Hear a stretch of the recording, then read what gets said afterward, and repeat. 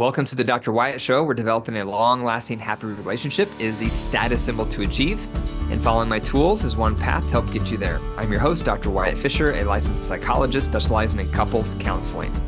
If you want to improve your communication so that you have more love and less conflicts, be sure to download my app today, Keep the Glow, KTEG, wherever you get your apps. Also, be sure to follow me on social. I'm at Dr. Wyatt Fisher, and click that subscribe button so you get notified of all future episodes. One quick announcement is I have a few openings in my practice. It seems like every season, with the changes in the weather, changes in the routines, that my practice tends to change. If you don't already know, I have a practice in Boulder, Colorado. I see around 16 clients a week, 16 couples, and most of the time I'm full. But usually when the seasons change, schedules change, so I tend to have a few openings, and that's what's happening right now. So right now I have several openings in my practice. My 2 days in the practice are Wednesdays and Fridays, and I can see couples both live in my office in Boulder or virtually. So if you've been thinking about marriage counseling, if you're interested in working with me one-on-one to help your marriage get better, now's your chance. If you're interested, go to my website, drwyattfisher.com, and click on marriage counseling.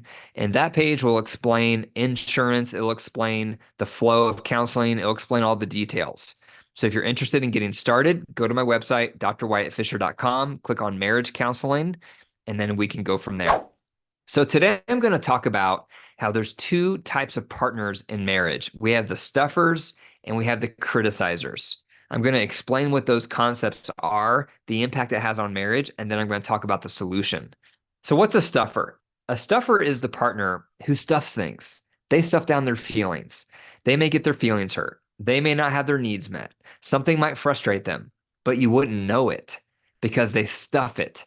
They just keep it in. They just push it down. And that's probably for at least two reasons. One is they probably have learned that it's not safe to bring up what they feel because their partner gets defensive. So they get conditioned over time not to bring things up. So then they stop bringing things up. They stuff it down. Another factor that might be going on for some stuffers is they're high in agreeableness. Agreeableness is a personality trait. It's one of the big five. And it's 50% genetic, 50% from our early environment growing up. And some of us are really high on agreeableness. And that just means we want to keep the peace. We don't want to cause any problems. We don't want to cause any waves. We don't want to start a fight. So we want to just keep things good. We want to keep things harmonious. And therefore, we stuff down anything that's bothering us.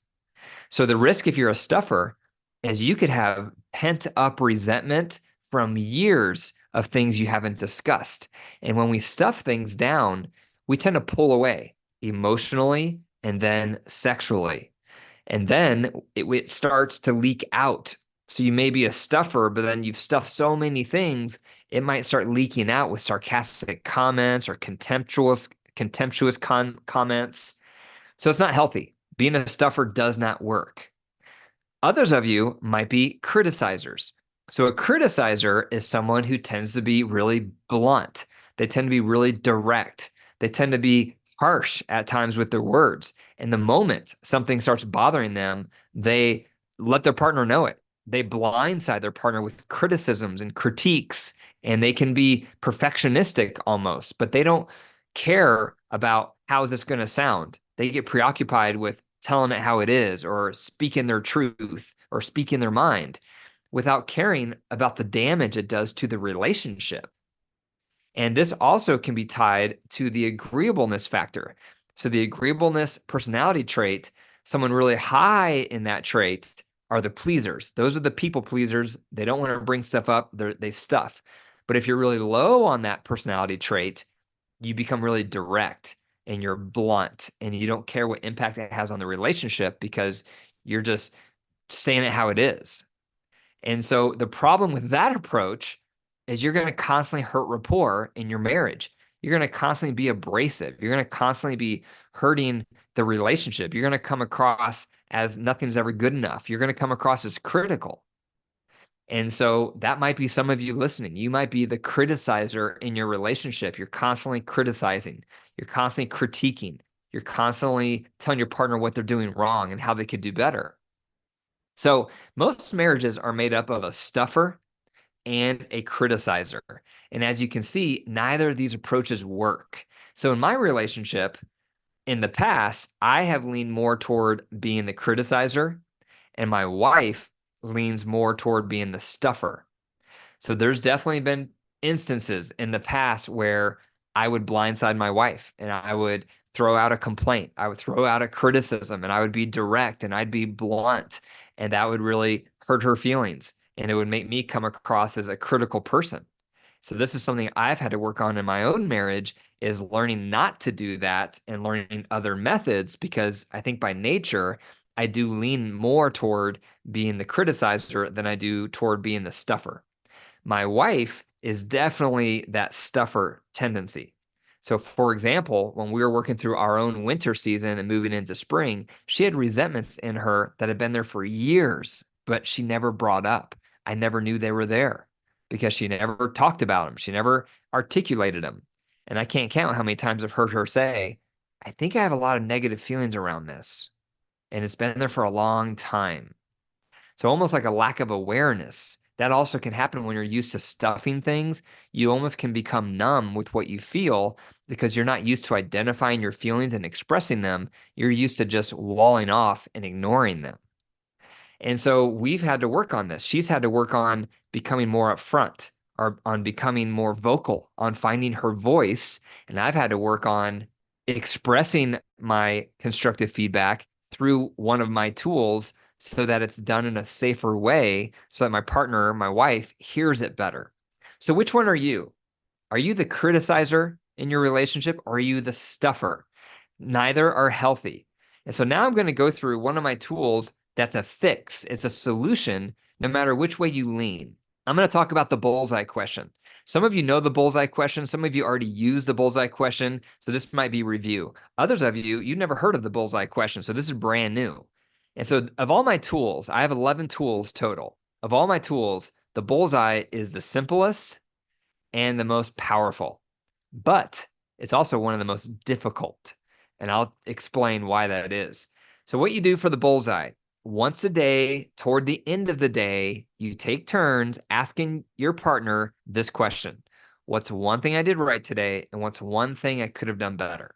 Now, notice I said one thing. You don't say, what could I have done better? Because your partner may list 12 things. You don't want that. So you're just saying, what's one thing I did right today? And what's one thing I could have done better? Now, this is very powerful and helpful, and there's several nuances to it I'm going to unpack.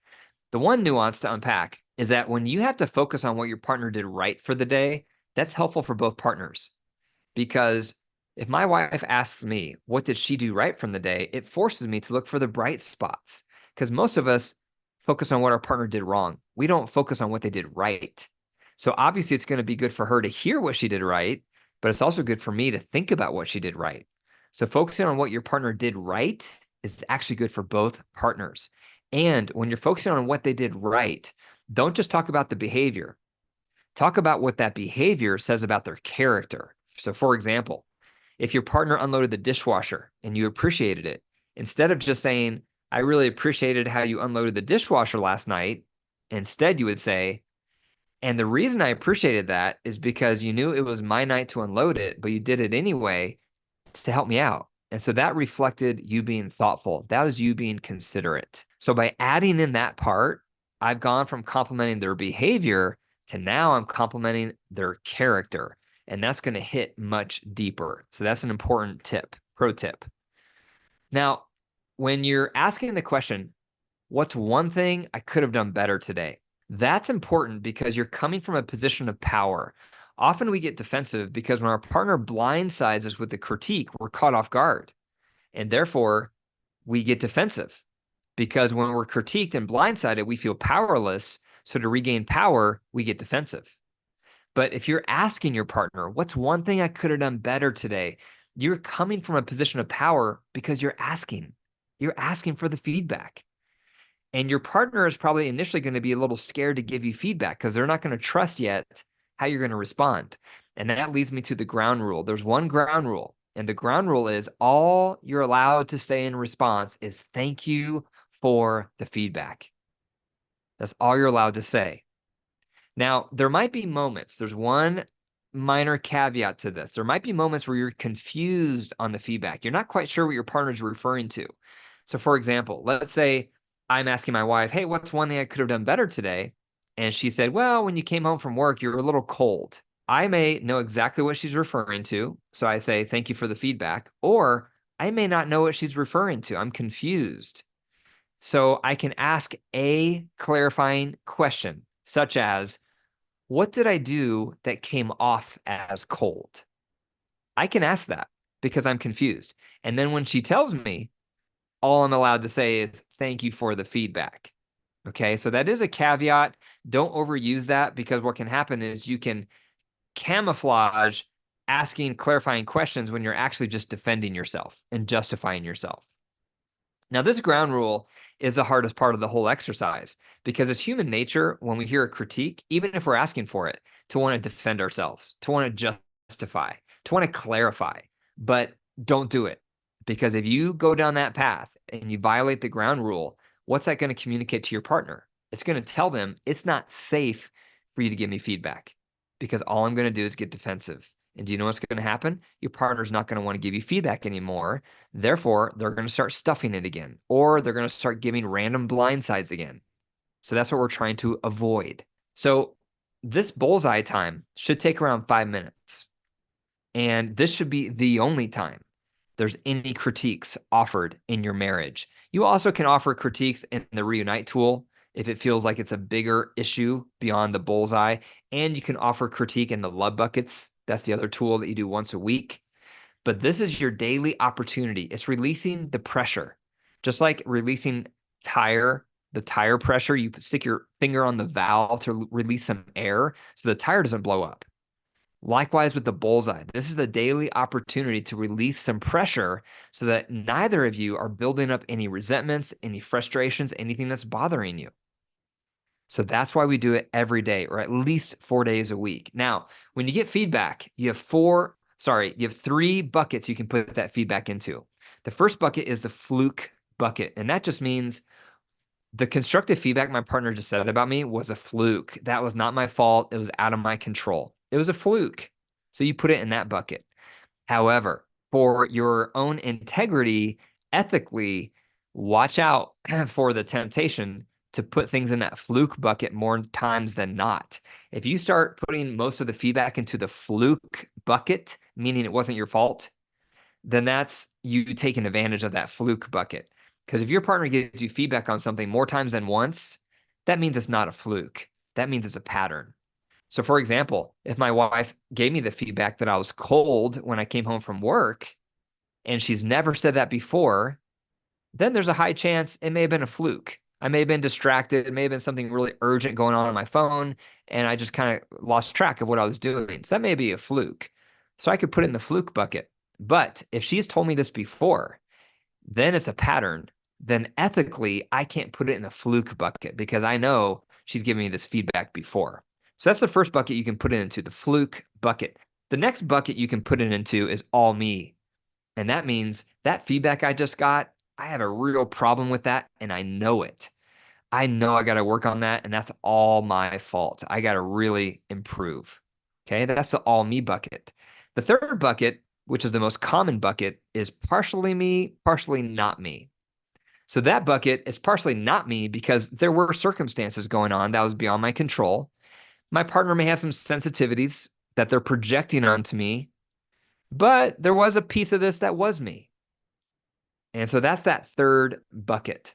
The main thing is when you get constructive feedback through the bullseye, you are mulling over the feedback to figure out what is the kernel of truth in this feedback.